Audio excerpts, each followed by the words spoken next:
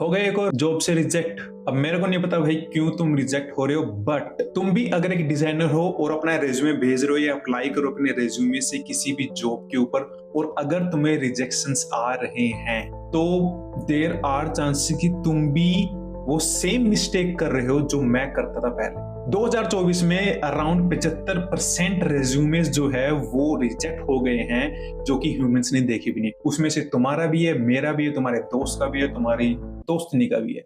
But here's the thing, it's not what you have not included in your resume, but it is about what you should do not include in your resume in 2025. So hello guys, my name is Ajay Soni. I am a senior UX designer in Bengaluru. इस video में मैं आपको बताने वाला हूं कि 2025 में अगर आप अपनी जॉब चेंज कर रहे हो या आपको डिजाइनर की एक जॉब चाहिए है तो क्या ऐसी चीजें हैं जो आपको आपके रेज्यूमे में ऐड बिल्कुल भी नहीं करनी है। 500 से ज्यादा डिजाइनर्स को एजुकेट करके कंसल्ट करके मेरे को कुछ चीजें पता चली है जो बहुत ही ज्यादा कॉमन मिस्टेक्स है अपने डिजाइनिंग कम्युनिटी। तो सबसे पहले बात करते हैं क्रिएटिव जॉब टाइटल्स पे।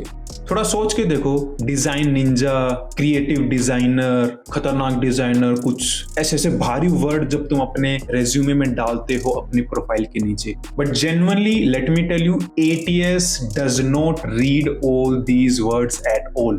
Just because of this small thing, ATS is rejecting your resumes. Instead of all these things, just use the industry standard job titles जैसे कि UI designer, UX designer, product designer.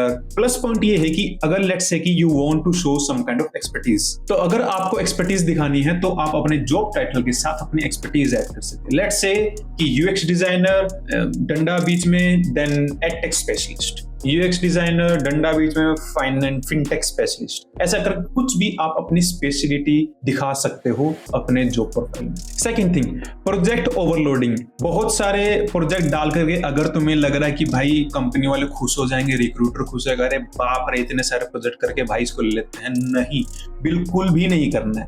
Created और redesign this app UI, कुछ इस तरीके से लिखो जहां पे आपका इम्पैक्ट दिखे कि लेट्स से कि redesign this application that help my company to gain 30 to 40% more users retention and all. ठीक है, बेसिकली क्वांटिफाई करके अपनी चीजों को बताओ and quality products, quality projects ही उसमें ऐड करो, भरो मत। Third thing, skill list. उसमें सिर्फ ऐसे ऐड नहीं करना कि user experience designer, wireframe designing, design research, design thinking, Figma, Illustrator, फलाना धिमकाना, बस एक एक वर्ड लिख करके। भाई इन सब चीज से कुछ नहीं होने वाला है। आई नो कि कीवर्ड भरना भी जरूरी है ATS के लिए, बट इस तरीके से मत भरो कि वो बस एक फॉर्मेलिटी लगे। सो उसकी बजाय तुम क्या लिख सकते हो कि यूज्ड वायरफ्रेमिंग और डिजाइनिंग टेक्टिक्स और डिजाइन अप्रोच और design thinking in a product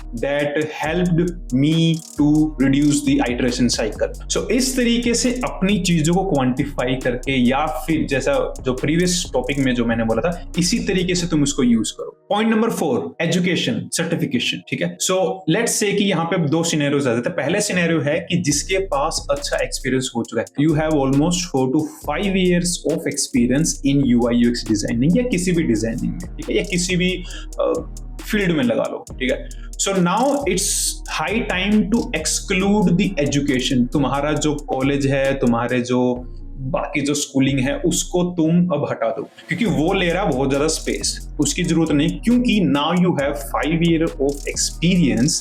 अब तुम्हें दिखानी तुम्हारी एक्सपर्टीज। अगर कोई सर्टिफिकेशन है जो तुमने कर रखी है तुम्हारे ही फील्ड से related, so plus point two add that, but अपने प्रोजेक्ट थोड़ा सा अच्छे से दिखाओ एंड एजुकेशन वाला सेक्शन हटा सकते हो। बट अगर तुम्हारे पास एक्सपीरियंस नहीं है, तुम अभी भी न्यू हो, सो थोड़ा ऐड कर सकते हो अपने एजुकेशन को, बट उसको इतना ज्यादा मत दिखाओ कि भाई बहुत ज्यादा स्पेस ले रहा है ना। सो अगर स्पेस है तो ऐड कर सकते हो, अगर स्पेस नहीं है so try to emphasise more on the projects instead of emphasising on the education only. Last thing है ओवर डिजाइनिंग। यस, डिजाइनर्स का रेज्यूमे है, डिजाइनिंग होनी चाहिए, ये कहीं भी नहीं लिखा हुआ है, पहली बात। दूसरी बात, अपने आप को डिजाइनर शो करना है तो अपनी वेबसाइट पे दिखाओ भाई, रेज्यूमे में मत दिखाओ। तुम्हारा जो रेज्यूमे है वो एकदम क्लीन, मिनिमल और ATS फ्रेंडली होना चाहिए। यहाँ पे मैं मेरा रेज्यूमे दिखा रहा हूँ, ये काइंड ऑफ एक फॉर्मेट है जो मैं भी यूज करता हूँ, नॉट एग्जैक्टली माय रेज्यूमे, ठीक है, but this kind of resume are the most ATS friendly resume. ऐसा क्यों? क्योंकि ये सिर्फ वन कॉलम है, मतलब जब वन कॉलम एक ही कॉलम में पूरा कंटेंट जब तुम प्लेस करोगे, so it will be easy for ATS to read your resume correctly. Design बहुत ज्यादा मत डालो, फूल पत्ती मत डालो, ये फलाना ढिमकाना, इतने सारे कलर्स प्लस मत डालो भाई, कुछ नहीं होने वाला है, तुम्हारा रेज्यूमे ही रिजेक्ट होगा। सो सिंपल रेज्यूमे बनाओ जब तुम्हें कहीं ATS या किसी सॉफ्टवेयर के अंदर डालना या ऑनलाइन अप्लाई कर रहे हो। तो ये थे कुछ पॉइंट्स जो कि आपको 2025 में अपने रेज्यूमे में ऐड बिल्कुल भी नहीं करने हैं। अगर इन सब पॉइंट्स के बाद भी आपके पास कोई और प्रॉब्लम है related to your jobs and resume, you guys can ask me in the comment section below.